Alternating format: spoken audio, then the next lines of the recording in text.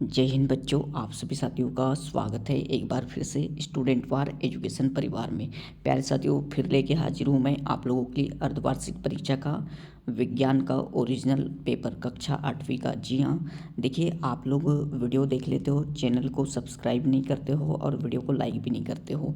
आप लोगों के लिए इतनी मेहनत से क्वेश्चन बना रहा हूँ बिल्कुल पेपर को हल करके, तो चैनल को सब्सक्राइब जरूर कर दीजिएगा, बेल आइकन को प्रेस कर दे ताकि आने वाले सभी लेटेस्ट वीडियो आप लोगों को सबसे पहले मिले।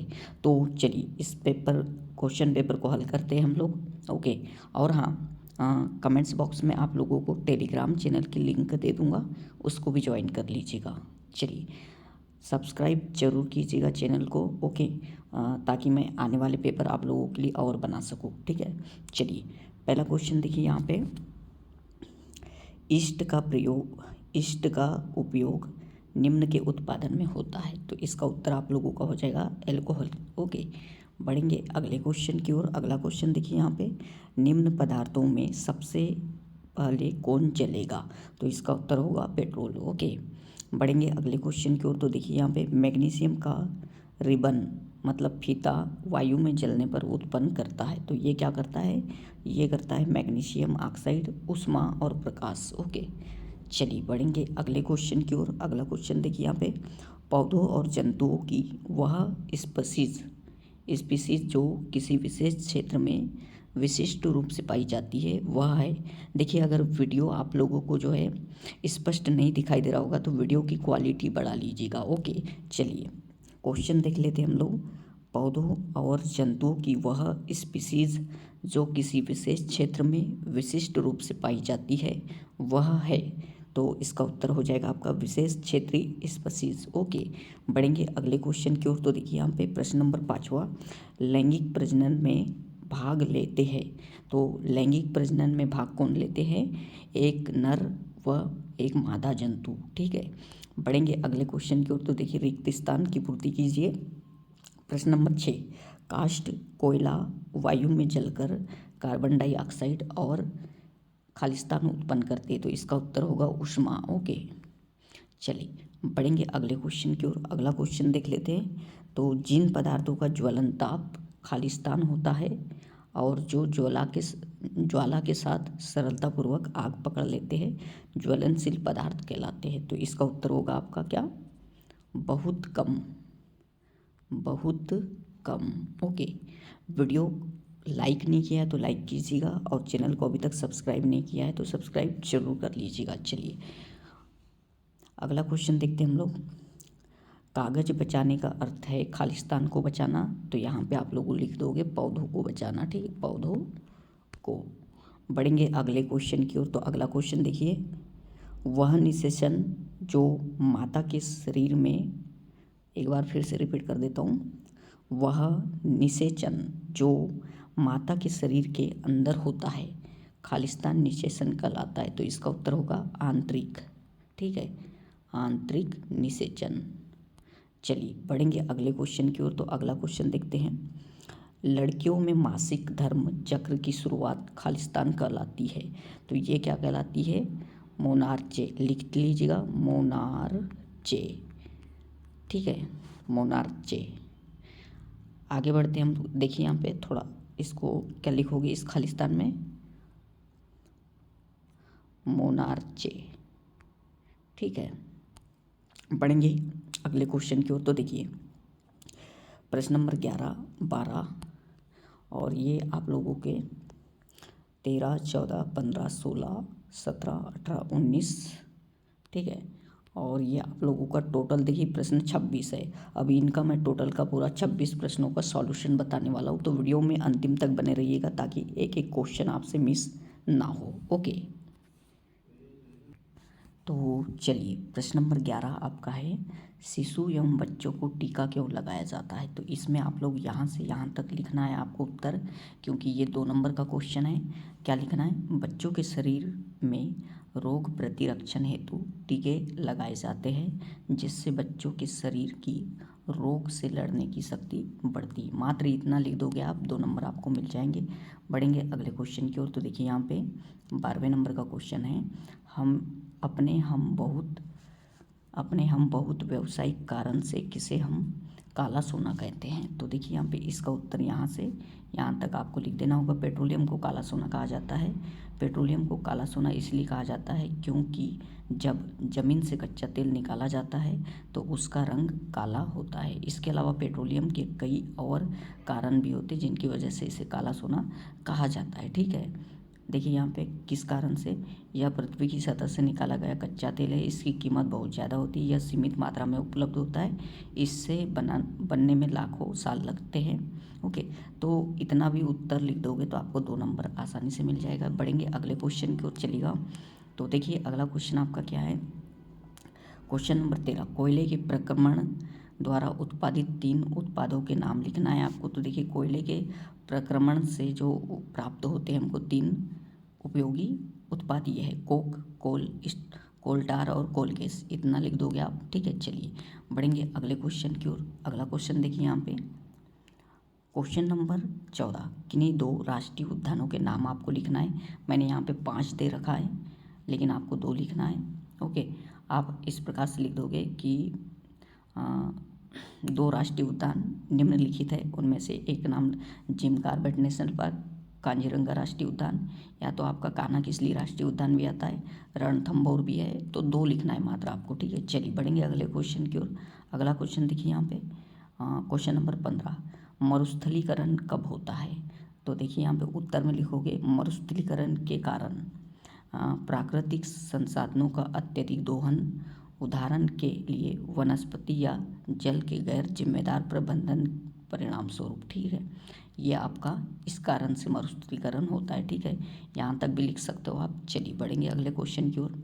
अगला क्वेश्चन देखिए यहाँ पे क्वेश्चन नंबर 16, मनुष्यों में गुणसूत्रों की संख्या कितनी होती है। तो मनुष्यों में प्रत्येक कोशिका में सामान्यतः 23 जोड़े गुणसूत्र होते हैं जो कुल 46 होते हैं। इतना उत्तर लिख दोगे आप। बढ़ेंगे अगले क्वेश्चन की ओर।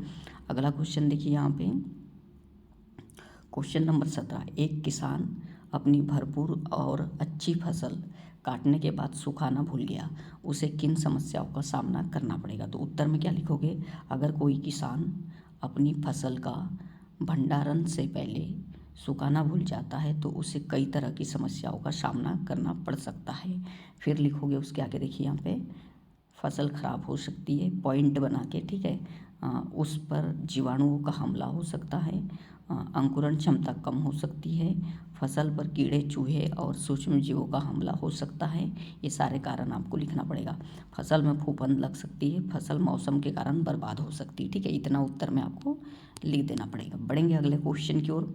तो देखिए अगला क्वेश्चन आपका क्या है, प्रश्न नंबर 18, रसोई गैस को जलाने पर कोई आवाज़ नहीं होती है लेकिन पटाखों को जलाने पर तेज़ आवाज़ होती है, क्यों होता है ऐसा, ये क्वेश्चन में पूछा है। तो ये लिख दोगे आप। देखिए यहाँ पे रसोई गैस को जलाने पर आवाज़ नहीं होती है लेकिन पटाखों को जलाने पर तेज़ आवाज़ होती है, क्योंकि पटाखों में मौजूद रसायन तेज़ी से प्रतिक्रिया करके गैस में बदल जाते हैं जिससे विस्फोट होता है और धमाका होता है। ठीक है, इतना आप लिख दोगे। ठीक है, एक पॉइंट आगे ये भी लिख सकते हो कि पटाखों में मौजूद पोटेशियम नाइट्रेट, एल्युमिनियम पाउडर और सल्फर मिक्सचर के कारण तेज़ आवाज़ होती है। ठीक है, चलिए बढ़ेंगे अगले क्वेश्चन की ओर।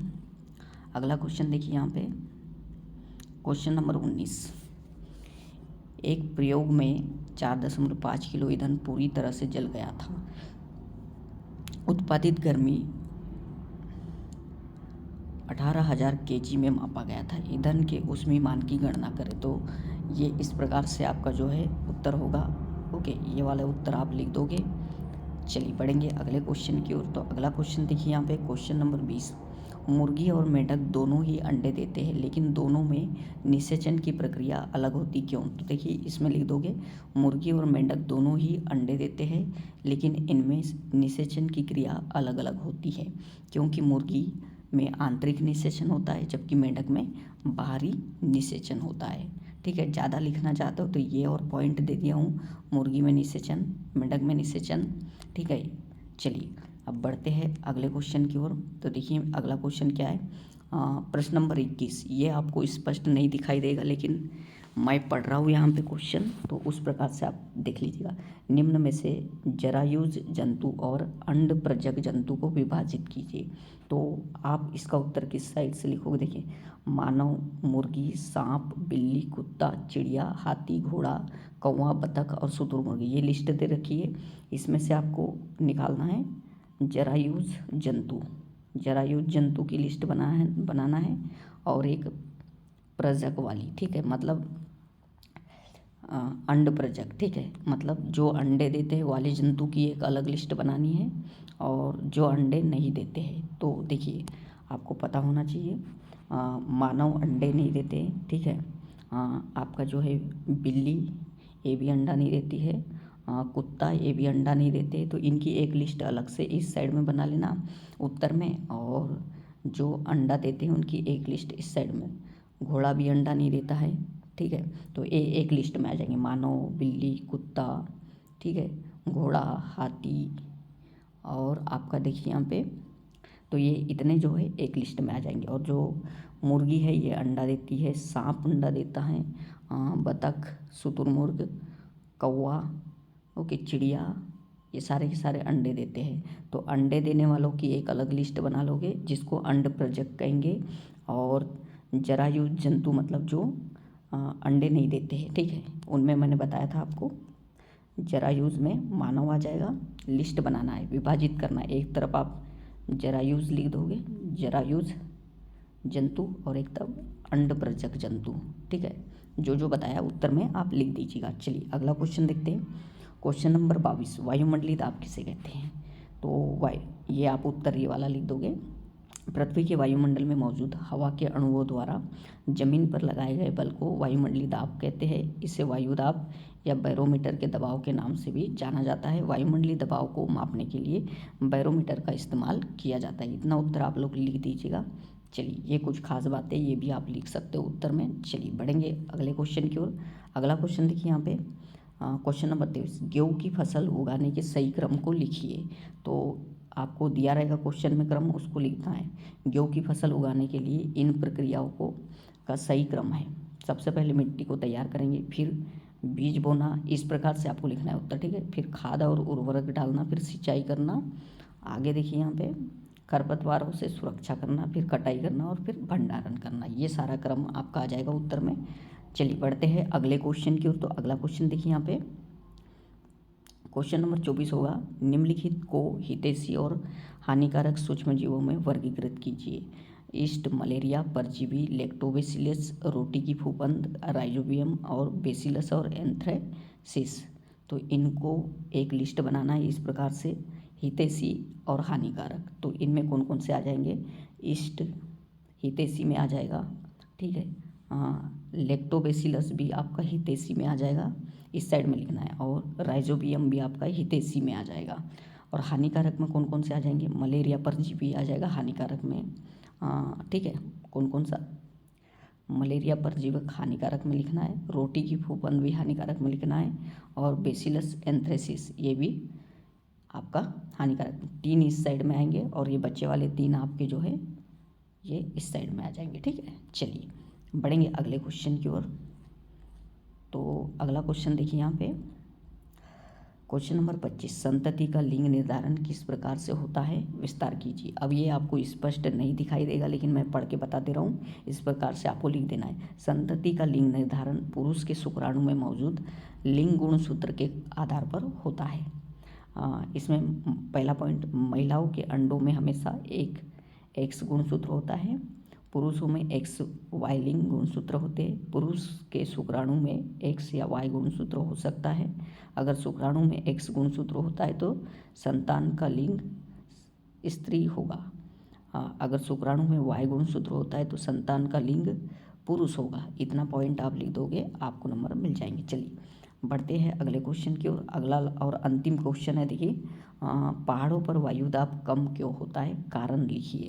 तो ये आपको लिखना है, देखिए यहाँ पे, पहाड़ों पर वायुदाब कम होता है क्योंकि वहाँ हवा के अणु कम होते हैं और उनके बीच की दूरी ज़्यादा होती है। इससे सतह से टकराव की संख्या कम हो जाती है और दबाव कम हो जाता है। वायुदाब कम होने के कुछ कारण आपको लिखना पड़ेगा। पृथ्वी से दूर स्थित अणुओं का भार कम होता है। सेकेंड पॉइंट, ऊंचाई बढ़ने के साथ गैस के अणु कम हो जाते हैं। और फिर थर्ड पॉइंट, पृथ्वी की सतह पर हवा का आयतन सबसे ज़्यादा होता है। चौथा नंबर का पॉइंट, ऊंचाई बढ़ने के साथ नीचे की ओर धकेलने के लिए कुल हवा कम होती जाती है। ठीक है, इतना लिख दोगे आप, आपको नंबर मिल जाएंगे। प्यारे साथियों, आपके लिए इतनी मेहनत करके क्वेश्चन आंसर लाए जा रहे हैं ओरिजिनल पेपर, तो चैनल को सब्सक्राइब जरूर कर दीजिएगा, बेल आइकन को प्रेस कर दे ताकि आने वाले सभी लेटेस्ट वीडियो आप लोगों को सबसे पहले मिले। थैंक यू साथियों।